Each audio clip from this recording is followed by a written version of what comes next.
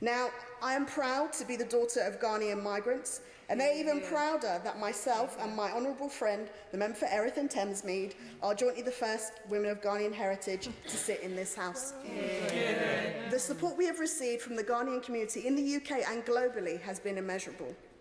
Ghanaian Brits boast many notable names: Stormzy, June Sarpong, the editor of Vogue, Edward Enninful, and too many others to count. But as I'm often reminded, the most important British Ghanaian to ever walk this earth is, of course, my mum. I cite my heritage not just because it's important to me, but because it underpins my experience in this country, my country, and my fear as racism and other hate crimes are on the rise. Today we're debating global Britain. And you know, there is that saying that if you don't know where you're going, if you don't know where you've come from, you don't know where you're going. And it strikes me that as a country, we cannot begin to fulfill this idea of global Britain until we first address the historic injustices of the British Empire. Injustices including slavery and colonialism. Firstly, because it's the right thing to do, but also because we may soon find ourselves out in the cold if we don't.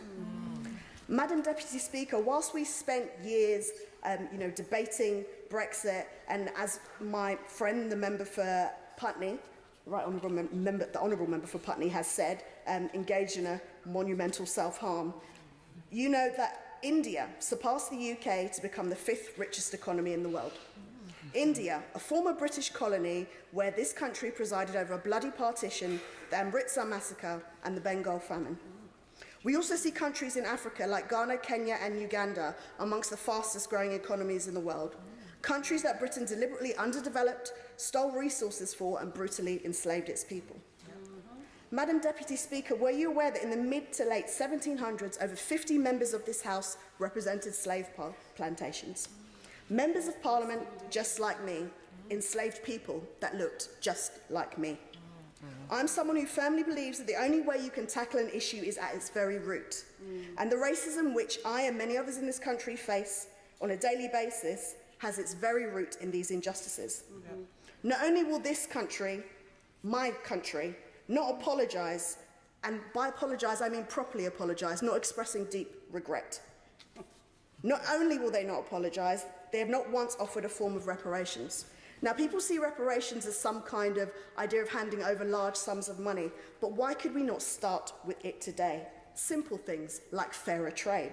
Simple things like returning items that do not belong to us. And simple things like cancelling debts that we have paid over and over again. And I believe the reason for this, Madam Deputy Speaker, is because we only apologise to our equals. We only make amends with our equals. So I have to ask, how can I be equal to every other member in this House when this is how this House treats people that look just like me?